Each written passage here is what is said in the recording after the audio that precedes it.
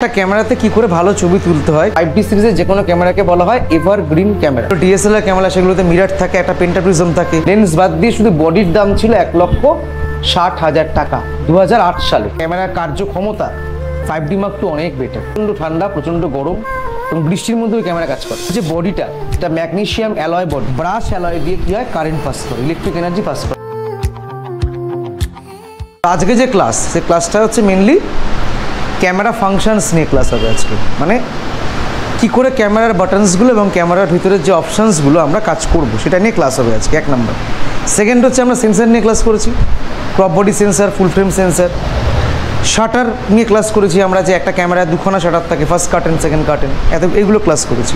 তো গোটা বিষয়টা আজকে আমরা খোলাখুলি আলোচনা করব। মিরারলেসে মিরার থাকে না, যেগুলো ডিএসএলআর ক্যামেরা সেগুলোতে মিরার থাকে, একটা পেন্টাপ্রিজম থাকে, যার জন্য ভিউ ফাইন্ডার দিয়ে আমরা ন্যাচারাল লুকসটা দেখতে পাই।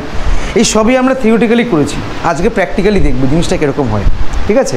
তো আজকের ক্লাসটা হচ্ছে পুরোটাই প্র্যাকটিক্যাল ক্লাস, ক্যামেরা ফাংশনস, এবং তোমরা হাতে নিয়ে ক্যামেরাটা বুঝতে পারবে যে মিরারলেস ক্যামেরা এবং ডিএসএলআর ক্যামেরা কীরকম ডিফারেন্স হয়। ইভেন শুধুমাত্র ক্যামেরার ভেতরের পার্টসগুলো নয়, ক্যামেরার যে বাইরের যে অংশগুলো আছে, মানে সাপোজ ক্যামেরা বডি যে মেটেরিয়াল দিয়ে তৈরি হয়, সেই মেটেরিয়ালেও এখন হিউজ ডিফারেন্স। আগে ম্যাক্সিমাম ধর 2005 সাল, 6 সাল, 7 সাল সেই সময়টায় ম্যাক্সিমাম ডিএসএলআর ক্যামেরা ছিল, তখনও মিরারলেসের মানে মার্কেটে তখন আসেনি আর কি মিরারলেস, ঠিক আছে? তো সেই সময় যে ধরনের ডিএসএলআর ক্যামেরা পাওয়া যেত, যেগুলো high range professional DSLR camera, যে ক্যামেরাতে বিভিন্ন রকম কর্পোরেট শ্যুট, অ্যাড শ্যুট এবং সিনেমা পর্যন্ত শ্যুট হতো, সেই ক্যামেরাগুলো বডিটা কি মেটেরিয়াল দিয়ে তৈরি হতো সেইগুলো নিয়ে আজকে আমরা আলোচনা করব। এবং আজকের দিনে মিরারলেস ক্যামেরা তার বডি কী দিয়ে তৈরি, সেগুলো তো হালকা কেন, পুরোটাই আজকে আমরা হাতে না হাতে ব্যাপারটাকে আমরা দেখবো আজকে। এটাও 2008 সালের one of the finest camera. তখন ক্যাননের দুটো ক্যামেরা ছিল, একটা হচ্ছে 5D Mark II আর একটা হচ্ছে 1DX। 1DX এর পরে হচ্ছে 5D Mark II। মানে তখনকার দিনে 2008 সালে তখনকার বাজারে এই ক্যামেরাটা শুধু বডির দাম, লেন্স বাদ দিয়ে শুধু বডির দাম ছিল 1,60,000 টাকা। আর এটা হচ্ছে আজকে ক্যাননের ফার্স্ট মানে প্রথম একটা মানে ফুল ফ্রেম মিরারলেস ক্যামেরা, যেটা দিয়ে ফুল ফ্রেম মিরারলেস স্টার্ট হয়। এটা হচ্ছে R8। এর আগে যে ক্রপ বডির যে লাস্ট ক্যামেরা, সেটা হচ্ছে ক্যাননের R7, R10, এগুলো হচ্ছে ক্রপ বডি ক্যামেরা। এটা হচ্ছে R8 হচ্ছে ক্যাননের মিরারলেসের ফার্স্ট ফুল ফ্রেম। এরপরে হচ্ছে R6 Mark II, R5, lots of camera, ঠিক আছে? তো এটা আজকের দুনিয়ার মানে 2008 সাল, আজকে 2025, প্রায় 13 বছর পরের এটা ক্যামেরা এর পার্সপেক্টিভে, ঠিক আছে?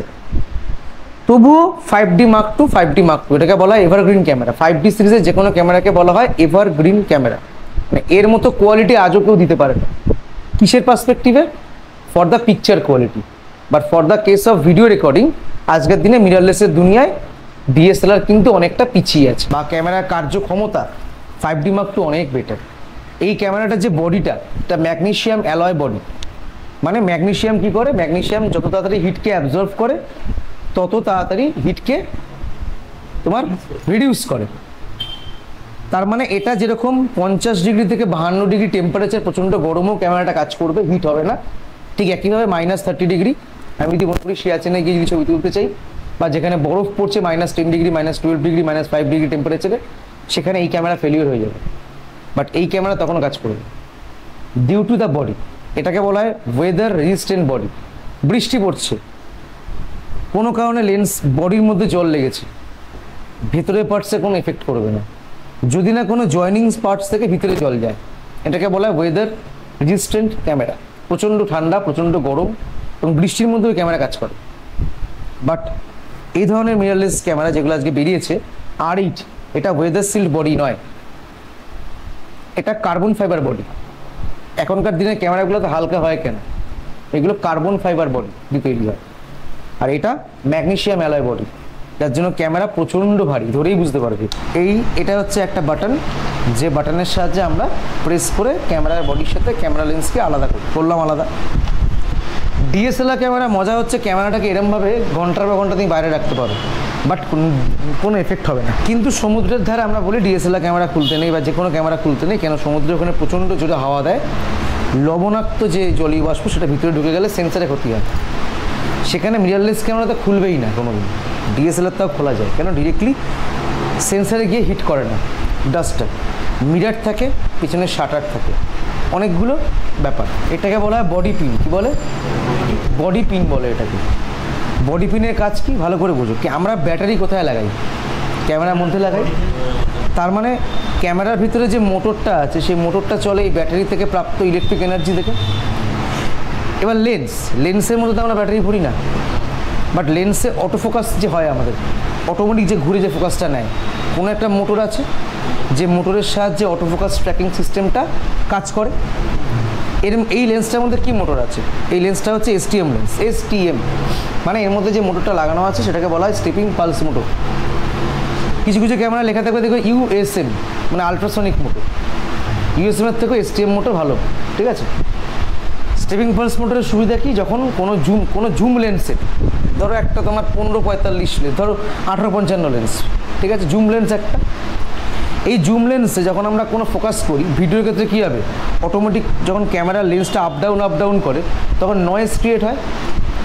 এই নয়েজটাকে রিডিউস করে কে? STM motor. 2005-06 সালের যে 18-55 লেন্স পাওয়া যেত সেটা এখনকার দিনে লেন্সের মতো নয়। তার অ্যাপারচারিংটা যখন ঘুরতো ফোকাস নেওয়ার সময় খড় করে আওয়াজ হতো, এটা ভিডিওর ক্ষেত্রে অসুবিধা হতো। সেইটাকে বন্ধ করার জন্য পরবর্তীকালে ক্যানন বার করে এসটিএম মোটর, এবং সেটা এই ক্যামেরা লেন্সের মধ্যে ইমপ্লিফাই করা হয়, মানে বসানো হয়, যার ফলে যখন ফোকাসিং রিংটা ঘোরে বা আমরা এখন জুম রিং ঘোরাই, যে সূক্ষ্ম আওয়াজটা হয় সেই আওয়াজটা হবে না, মানে নয়েজ রিডাকশন। কারণ ভিডিও ক্যাপচার করার সময় সেই নয়েজটা তো ক্যামেরার মধ্যে আসতো, সেটা আসবে। এটা স্টেপিং পালস মোটরের সুবিধা। ক্লিয়ার? এবার তাহলে এর মধ্যে একটা ইলেকট্রিক এনার্জি আছে যার জন্য ক্যামেরার অন হচ্ছে, ক্যামেরা বডি অন হচ্ছে, কিন্তু এই মোটরটা ঘুরবে কী করে? তাহলে এর মধ্যে ইলেকট্রিক এনার্জি পাস করতে হবে, তাই তো। অনেকে ভাবে যে এইগুলো দিয়ে এটা আটকায়, মানে এই পিনগুলোর সাহায্যে আটকায় না। এই টোটাল যে মাউন্ট, এই যে বডি মাউন্ট, এটা আটকায় কি দিয়ে? এই খাঁজগুলো দেখতে পাচ্ছ, দেখ এরম মাপের, দেখ সেম খাঁজ, দেখ লেন্সের মধ্যে আছে, ওখানে না, উপরে দেখো একটা আছে, দেখো খাঁজ দেখতে পাচ্ছ। তাহলে এই খাঁজের সাথে এই বডির যে গ্যাপটা, এই খাঁজের যে গ্যাপ, এই যে খাঁজের গ্যাপ, এগুলো কী হয়? আটকে যায়, লক হয়ে গেল। এটা হচ্ছে লেন্স লক করার জিনিস। এই পিনটা কি? এটা কি দিয়ে তৈরি? মেনলি এটা একটা ব্রাশ অ্যালয়, যেমন কপার ইনক্লুডেড। এটা ব্রাশ অ্যালয়। যদি এটা ব্রাশ না দিতাম প্রবলেম হতো। ব্রাশ অ্যালয় দিয়ে কী হয়? কারেন্ট পাস করে, ইলেকট্রিক এনার্জি পাস করে। তার মানে এটা দিয়ে কী পাস করে? Flow of electrons. আমরা যে ইলেকট্রিক কারেন্ট দেখতে পাই সেটা কি বা যায়, কপার ওয়্যার দিয়ে যায়, সেটা কি? Flow of electrons. তাহলে ইলেকট্রনসগুলো এখান থেকে কোথায় ফ্লো হয়? এর মধ্যে ফ্লো হয়। তাহলে এর মধ্যে ফ্লো হওয়ার দরুন কী হয়? এর অটোফোকাসিং মোটর কাজ করে। কী কাজ করে?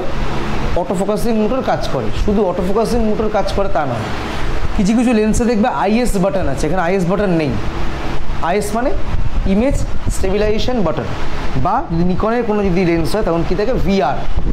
ভিআর মানে ভাইব্রেশন রিডাকশন, মানে ভাইব্রেশনকে কমায়, ঠিক আছে। তো তারও একটা মোটর আছে যার জন্য ভার্টিক্যাল ভাইব্রেশনকে রিডিউস করে, সেই মোটরও ইলেকট্রিক এনার্জি পৌঁছায়, যার জন্য লেন্সের মধ্যে মোটরগুলো কি কাজ করে। এটা হচ্ছে ফিমেল, এটা হচ্ছে মেল, ঠিক যেমন 2 পিনে যে প্লাগ সিস্টেম হয়, কাইন্ড অফ দিস। এটার মধ্যে দিয়ে ইলেকট্রিক সিস্টেম এখানে যায়। প্রচণ্ড কস্টলি জিনিস এটা। কোনোদিন যদি কোনো পিন ভেঙে যায় সেটা সারাতে গেলে প্রচুর খরচা, প্রচণ্ড কস্টলি হয়। ওই জন্য ক্যামেরা যখন লাগাতে হয়, যখন লেন্স যখন ক্যামেরা বডিতে লাগাতে হয়, খুব দেখে লাগাতে হয়। খাঁজে খাঁজ আটকালো না তো ফাইন, নাও আটকাতে পারে, কিন্তু সেই ধাক্কাধাক্কিতে যদি পিনগুলো নষ্ট হয়ে যায় বিশাল ক্ষতি হয়।